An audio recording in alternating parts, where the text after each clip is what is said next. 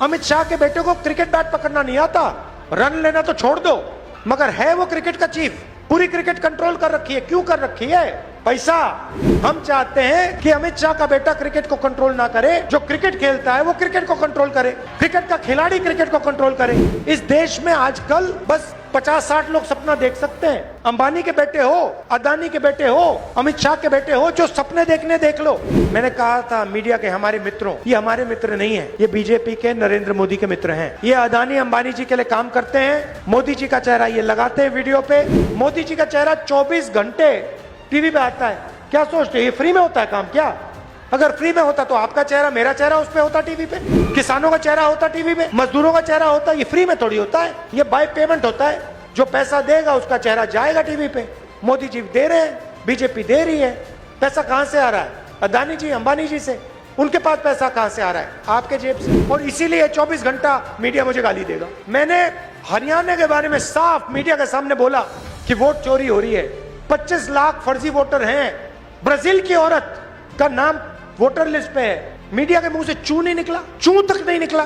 जो हो रहा है सोशल मीडिया पे हो रहा है। मैं गारंटी करके आपको कह रहा हूं कि नरेंद्र मोदी ने, अमित शाह ने और इलेक्शन कमीशन ने मिलकर हरियाणा का चुनाव चोरी किया है। पहले हमें सबूत नहीं था तो हम बोलते नहीं थे। अब हमारे पास ब्लैक एंड व्हाइट में आंकड़ों के साथ हाथ में सबूत है। लोकसभा में इन्होंने चोरी की, महाराष्ट्र में इन्होंने चोरी की, मध्य प्रदेश में चोरी की, छत्तीसगढ़ में चोरी की, और अब इनकी पूरी कोशिश है कि बिहार का चुनाव भी चोरी करके ले जाएं। हरियाणा का चुनाव चोरी हो गया, मगर बिहार की जनता, बिहार का युवा, बिहार का जनरेशन जी यहाँ पे वोट चोरी नहीं होने देगा। और इसलिए मैं आज स्टेज से कह रहा हूँ, 100% गारंटी देके कह रहा हूँ कि हरियाणा की सरकार चोरी की सरकार है। हरियाणा का चीफ मिनिस्टर, हरियाणा की सरकार, दोनों चोरी की सरकार।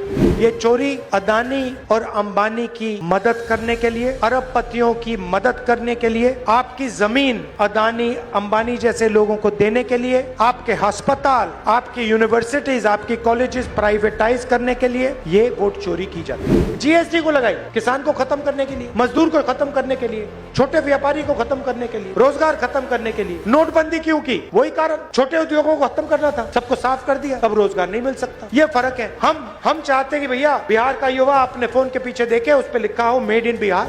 नीतीश कुमार, नरेंद्र मोदी, अमित शाह ने बिहार को हिंदुस्तान का मजदूर बना दिया है। बिहार के किसान को लोन नहीं मिल सकता, मगर अंबानी अदानी को लाखों करोड़ रुपए का लोन मिल सकता है, उनका लाखों करोड़ रुपए का कर्जा माफ हो सकता है। मैं आपसे पूछना चाहता हूं, बीजेपी ने बिहार के किसान का कर्जा माफ कभी किया? बिहार के मजदूर का कर्जा माफ किया?